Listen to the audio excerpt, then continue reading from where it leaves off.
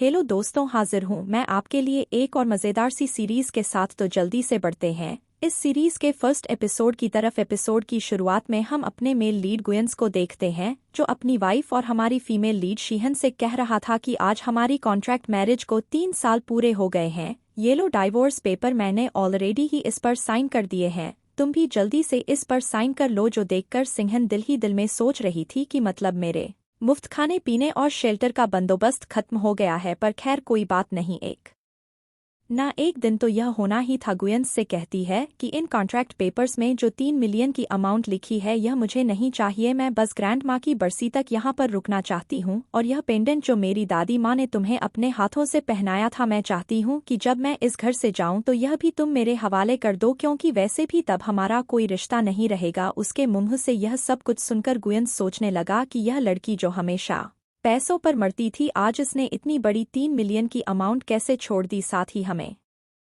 Flashback का scene दिखाया गया जब गुयज की एक कीमती घड़ी खो गई थी, तो वीवी ने कहा था कि तुम्हारे रूम में तो कितने दिनों से कोई भी मेड नहीं आई, बस सिंहन ही आई थी। उसकी बातों पर गुयज इतना भी यकीन नहीं करता, लेकिन बाद में जब उसने मेड से भी पूछा तो वह भी यही जवाब देती है कि आपके रूम में तो सिर्फ मैडम सिहान ही आई थी। इसलिए भी गुयांजी को लगता था कि अगर सिहान इतने नीच किस्म के काम कर सकती है तो इसका मतलब तो यही हुआ कि उसे सिर्फ पैसे चाहिए। प्रेजेंट में भी सिंहन की तरह बढ़ते हुए कह रही थी कि आखिर इस पेंडेंट में इतनी खास बात भी क्या है। गुयांजी तुम्हें 3 मिलियन की अमाउंट दे रहा है ना, इसे रख लो और ज्यादा नखरे मत करो। इवन कि उसे धक्का देकर स्विमिंग पूल में गिराने वाली थी, पर एंड टाइम पर गुयज ने उसका हाथ पकड़कर अपनी तरफ खींच लिया। यहाँ उसे बचाने के साथ साथ गुयांजी उसे किस कर देता है, जो कि इन दोनों की पहली किस थी, और यहाँ दोनों के पेंडेंट्स भी आपस में टकरा जाते हैं। नेक्स्ट सीन में जब सिहान को होश आया तो वह अपने रूम में थी, पर उसने फील किया कि उसकी बॉडी कुछ बदली सी लग रही है। वो जल्दी से अपनी बॉडी को हाथ लगाकर चेक करने लगी तो उसे रियलाइज हुआ कि यह तो उसकी बॉडी है ही नहीं। जोरों की चीख मार देती है। दूसरी तरफ गुयांजी का भी यही हाल था। असल में दोनों के सोल्स आपस में एक्सचेंज हो चुके थे, और थोड़ी देर तक वो दोनों भी यह बात समझ जाते हैं, क्योंकि जब वीवी अंदर आई तो वो उसे गुयज कह रही थी, जबकि असल में तो वो सिंहन ही होती है। दूसरी तरफ सिंहन की बॉडी में बेचारा गुयज इसी की तरफ आ रहा था ताकि यह मसला जल्दी से सॉल्व हो जाए, पर उसे मॉम ने पकड़ लिया और थप्पड़ मार देती है कि मैं कब से तुमसे बात करना चाह रही हूँ और तुम मुझे इग्नोर कर रही हो। सिहान को यह सब कुछ देखकर उस पर हंसी आ रही थी कि हमेशा यह सब कुछ मैंने बर्दाश्त किया, आज जरा इसे भी तो पता चले। जबकि इधर गुयांजी बेचारा अपनी मॉम से मॉम कहकर बात करना चाह रहा था, लेकिन उन्होंने इसे खुद से दूर कर दिया। वीवी भी खुद को अच्छी दिखाने के लिए जल्दी से आगे आते हुए बोली कि आंटी, आपको गुस्सा नहीं करना चाहिए, आपकी तबीयत खराब हो जाएगी। और फिर सिंहन के पास जाकर कहती है कि मैं और गुयांसी एक दूसरे को बचपन से जानते हैं और बचपन से एक दूसरे को प्यार करते हैं। तुम हमारे बीच में आ गई हो, या बात तो तुम्हें बहुत अच्छे से पता है। अब इससे पहले कि हम धक्के मारकर बाहर निकाले तुम खुद ही चली जाओ। ये वो इतना धीरे से कह रही थी कि गुयज ना सुन पाए, पर उसे क्या पता था कि उसके सामने गुयज ही तो खड़ा है। इवन के जानबूझकर उसके हाथों से खुद को पुश करके नीचे गिरा देती है, और फिर कहने लगी कि सिहान, मैं तो बस तुम्हें समझा रही थी, तुम मुझे धक्का क्यों दे रही हो। इधर गुयजी सोच रहा था कि मैंने तो इसे धक्का दिया ही नहीं, फिर भी इतनी बुरी कब से बन गई है और झूठ क्यों बोलने लगी। इवन के मॉम ने भी इसे डांटना शुरू कर दिया कि तुम्हारी हिम्मत कैसे हुई वीवी को धक्का देने की। गुयंजी, तुमने देखा इसकी हरकतों को। वीवी भी जल्दी से गुयज के पास जाकर उसे कहती है कि प्लीज जल्दी से इसे डाइवोर्स पेपर साइन कराकर इस घर से बाहर निकाल दो। तुमने देखा ना, अब यह हमें नुकसान पहुंचाने पर तुल आई है। गुयंजी, जो कि सिंहन ही थी, कहने लगी कि हाँ, मैंने इस लड़की की हरकतें बहुत अच्छे से देख ली है, लेकिन इसे डाइवोर्स पेपर साइन कराने के लिए मुझे बस थोड़ा सा वक्त चाहिए। मॉम, आप मुझ पर भरोसा रखें, मैं इसे डाइवोर्स जरूर दूंगा। जिसके बाद मॉम भी इसके बातों पर ट्रस्ट करके वहां से चली गई। उन दोनों के चले जाने के बाद यहाँ गोयन सिंहन से कह रहा था कि मैं तुम्हारी बॉडी में बिल्कुल भी कंफर्टेबल नहीं हूँ, और आगे मेरी बहुत इंपॉर्टेंट मीटिंग्स आने वाली है। जल्द से जल्द कोई तरीका निकालो हमारी बॉडीज को एक्सचेंज करने का। जिस पर सिंहन कहने लगी कि मैं तो जैसे बहुत खुशी से आपकी बॉडी में रह रही हूँ ना, मुझे तो खुद नहीं पता कि यह सब कुछ हुआ कैसे। साथ ही वो दिल ही दिल में सोचने लगी कि मैंने तो इसकी दादी माँ से वादा किया था कि मैं उनके साथ गाँव जाऊंगी अपनी दादी माँ के कब्र पर। अब उनके आने से पहले भले ही मुझे अपनी बॉडी में वापस जाना होगा। गुयांजी से कहने लगी कि तुम्हें याद है कल जब तुमने मुझे किस किया तो उसके बाद हम दोनों की बॉडीज चेंज हो गई, तो क्यों ना हम एक दफ़ा दोबारा उस किस को ट्राई कर ले। अगर ऐसी ही बात थी फिर तो यह फौरन से मान गया। सिंहन ने पहले इसे किस किया मगर कुछ भी नहीं बदला, जिसके बाद गुईजी भी उसे पकड़कर अच्छे से किस कर देता है। एंड टाइम पर इन दोनों को दादी माँ ने भी देख लिया, जो देखकर काफी खुश हो गई थी कि मेरे बच्चे एक दूसरे से कितना प्यार करते हैं। इनके पास आकर कहती है कि ऐसे ही एक दूसरे के साथ यह रिश्ता निभाए रखो और जल्दी से मुझे कोई पोता पोती दे दो। सिंहन तुम्हें याद है ना कि हमें कहाँ जाना था, जबकि वो तो गुयज होता है। दूसरी तरफ से सिहान कहने लगी कि जी दादी माँ, हम दोनों ही आपके साथ जाने के लिए तैयार हैं। गुयज को तो कुछ पता नहीं था कि कहाँ जाने की बात हो रही है। इधर दादी माँ बोली कि कुछ ही दिनों में मेरी बर्थडे पार्टी भी आ रही है और मैंने तुम दोनों के लिए बहुत बड़ा सरप्राइज प्लान किया है। यह कहकर दादी माँ भी चली गई। इधर गुईजी सिहान से कहने लगा कि यह दादी के साथ तुम मिलकर क्या खिचड़ी बना रही हो? पहले तो तुमने उनको फोर्स किया था मुझसे शादी करने के लिए, इस बार क्या करना चाहती हो? सिहान भी इस पर गुस्सा हो गई कि मुझे कौन सा शौक था तुमसे शादी करने का। दिल ही दिल में कहने लगी कि अगर मुझे वो डेब्ट पे ना करना होता तो भला मैं तुमसे शादी ही क्यों करती। ये दोनों अभी आपस में बातें कर ही रहे थे कि मेड ने आकर बताया कि मिस सिहान आपको मैडम बुला रही है, जो सुनकर वो भी उनके साथ चली गई। मोम के सामने पेश हो जाने पर मोम उसे कह रही थी कि तुम्हें याद है ना मेरा और तुम्हारा क्या एक एग्रीमेंट हुआ था। बेचारा गुंजी सोचने लगा कि अब इसने मोम के साथ क्या एग्रीमेंट किया होगा। तब तक मोम ने खुद ही बता दिया कि मैंने धोने वाले सारे कपड़े इकट्ठे करके रख दिए हैं, जाकर जल्दी से उनको वॉश कर लो। तुम्हें पता है ना कि मैं खामखा तो किसी को भी अपने घर में रहने नहीं देती। यह सुनकर वो बोली कि हाँ ठीक है, मैं धो तो दूंगी मोम, लेकिन मेरी तबीयत थोड़ी सी खराब है। इधर मोम ने उसे थप्पड़ मार दिया कि तुम्हें इजाजत किसने दी है मुझे मोम कहने की?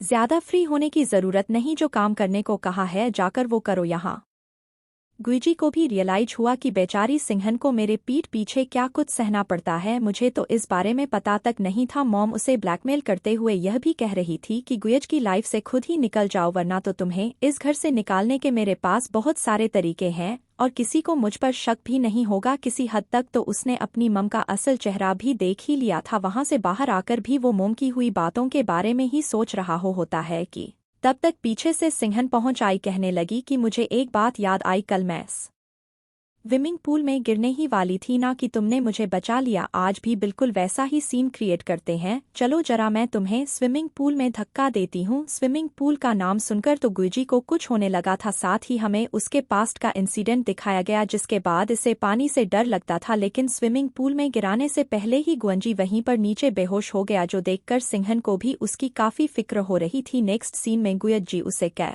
रहा था कि यह स्विमिंग पूल वाला आइडिया भी बिल्कुल बेकार था, चलो जाकर तुम बात ले लो, तब तक हम कोई और आइडिया सोचते हैं। जिसके लिए सिंहन ने मना कर दिया कि नहीं, तुम्हारी बॉडी में मैं कैसे बात ले सकती हूँ, और खबरदार अगर तुमने भी बात लिया तो। गुयांजी बोला कि मैं तो 2 से 3 दफा बात ले चुका हूँ। यह सुनकर तो सिंहन ने उसे गले से पकड़ लिया कि तुम्हें खुद से ख्याल क्यों नहीं आया, इतने बेवकूफ कैसे हो सकते हो तुम।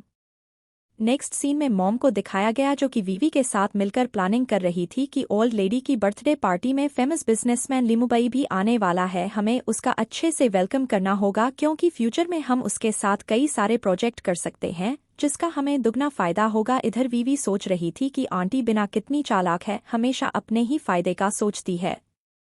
नेक्स्ट सीन बर्थडे पार्टी का दिखाया गया जहां लीम भाई भी पहुंच आया था। सभी ने उसका अच्छे से वेलकम किया और खामखा में उससे चिपकी जा रही थी, जबकि लीमबाई को वो लड़कियां बिल्कुल नहीं पसंद जो उसे खामखा चिपकने की कोशिश करती है, इसलिए उसे वह भी बिल्कुल भी अच्छी नहीं लगी। दूसरी तरफ से गुईजी और सिंहन को आते हुए देखकर विवी इसी एक्सक्यूज कर लेती है और फिर उसने एक वेटर को इशारा किया, जिसके बाद वेटर सिहान के पास ड्रिंक लेकर आता है। इसमें शायद ही प्लान के अकॉर्डिंग कुछ मिला हुआ था, लेकिन कुछ ज्यादा ध्यान किए बगैर सिहान ने इसे पी लिया। दूसरी तरफ वीवी भी फौरन से गुयांजी के पास आकर उसका ध्यान भटकाने के लिए उसे अपने साथ डांस करने को कह रही थी, पर असल में तो वो सिंहन ही होती है जिसने फौरन से डांस के लिए मना कर दिया। यह बात वीवी को बिल्कुल भी अच्छी नहीं लगी। उधर गुयांजी को इचिंग स्टार्ट हो गई, वो यही सोच रहा था कि पता नहीं ये लड़कियां इस तरह के कपड़े कैसे पहन लेती है, मुझे तो इतनी इचिंग हो रही है इसमें। तब तक दादी माँ भी पहुंच आई जो इन दोनों से कहती है कि मैंने कहा था ना तुम दोनों के लिए मैंने एक बड़ा सरप्राइज प्लान किया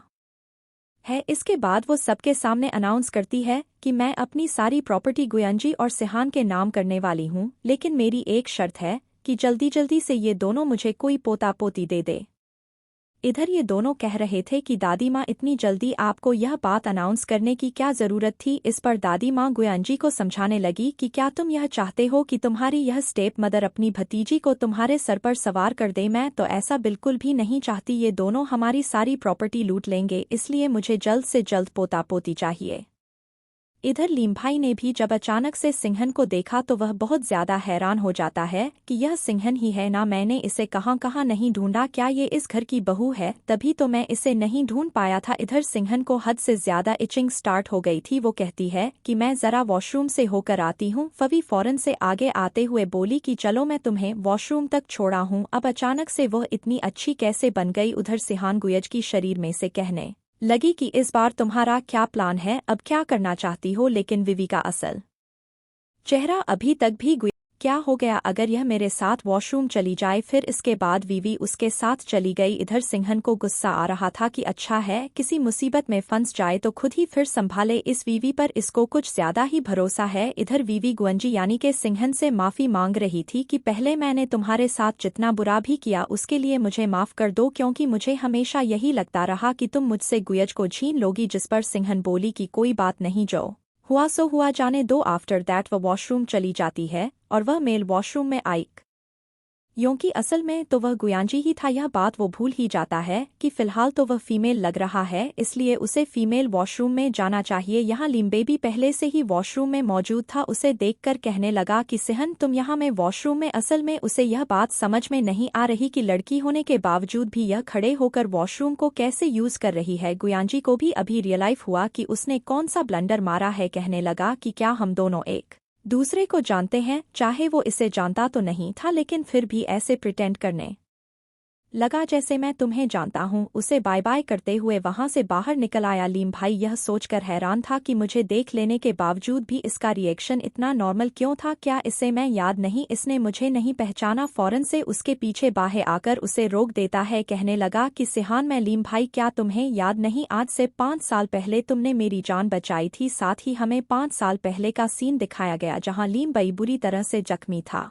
लेकिन फिलहाल यहाँ सिंहन थोड़ी ना थी, यह तो गुयंजी था जिसे इस बारे में कुछ भी नहीं पता। वो इसे खुद से दूर रहने के लिए कहता है कि मैं गुयंजी की वाइफ हूँ, मुझसे दूर रहो। और कुछ तो उसकी हालत भी खराब हो गई थी। उस इचिंग की वजह से लीम बई ने उसे अपना कोट पहना दिया। तब तक दूसरी तरफ से वीवी मीडिया को लेकर पहुंच जाई और कहने लगी कि सिहान तुम्हें शर्म नहीं आती? गुयजी की वाइफ होने के बावजूद भी तुम लीम बई के साथ प्राइवेट मीटिंग्स कर रही थी, इसे सेड्यूस करने की कोशिश कर रही थी। मीडिया के सब रिपोर्टर्स भी लीम बई से सवाल कर रहे थे, जबकि वो इन पर गुस्सा करने लगा कि तुम सबको अंदर आने की इजाजत किसने दी? फौरन दफा हो जाओ यहाँ से। गुयंजी यानी कि सिंहन भी फौरन से आगे आती हुए बोली कि वीवी तुम्हें तो सब कुछ अच्छे से पता है ना, प्लीज इन लोगों को क्लेरिफाई करो कि ऐसा वैसा कुछ भी नहीं। जबक वीवी उससे धीरे से कहने लगी कि मैं क्यों एक्सप्लेन करूं, जबक यह सब कुछ मेरा ही प्लान था। मैंने तुम्हें कहा था ना कि मैं तुम्हें इस घर से निकाल कर रहूंगी। यहाँ गोयंस ने भी उसका असल चेहरा देख लिया और वो जान जाता है कि सिंहन के साथ ये सब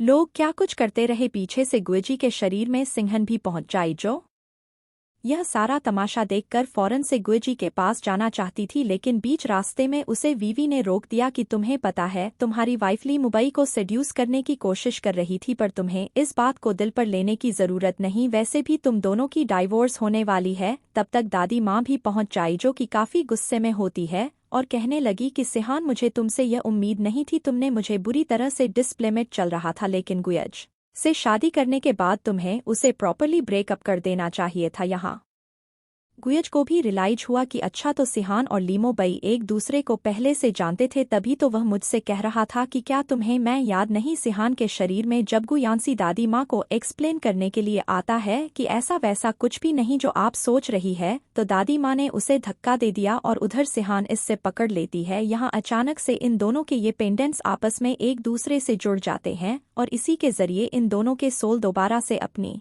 बॉडीज में एक्सचेंज हो गए। अब तो गुयज ने भी अपनी स्टेप मॉम और वीवी का असल चेहरा देख लिया था। यहाँ सभी लोग सिहान पर इल्जाम लगा रहे होते हैं इवन के अब तो दादी माँ भी उसके अगेंस्ट थी। तो गोयन जी ने सबको खामोश किया और बताया कि ऐसा वैसा कुछ भी नहीं है। दादी माँ को सिहान की बॉडी पर रशेस दिखाए कि ये वो ड्रिंक करने की वजह से हुए। मॉम तो अभी भी यही कह रही थी कि इस छोटी मोटी एलर्जी से कोई फर्क नहीं पड़ता, लेकिन जो इसने किया वह बहुत गलत किया। लेकिन गु यान्सी अब किसी की भी बात नहीं सुनता। वो कहता है कि बजाय सिंहन को हॉस्पिटल लेकर जाते आप लोग इस पर इल्जाम लगा रहे हैं, फिर खुद ही उसका हाथ पकड़कर यहाँ से ले जाने लगा। इस बात पर विवेक को काफी ज्यादा गुस्सा आ जाता है कि अचानक से इस सिंहन ने गुई जी को अपनी तरफ कर लिया। इसे तो मैं देख ही लूंगी। इसी के साथ हमारा फर्स्ट एपिसोड यहाँ पर खत्म हुआ।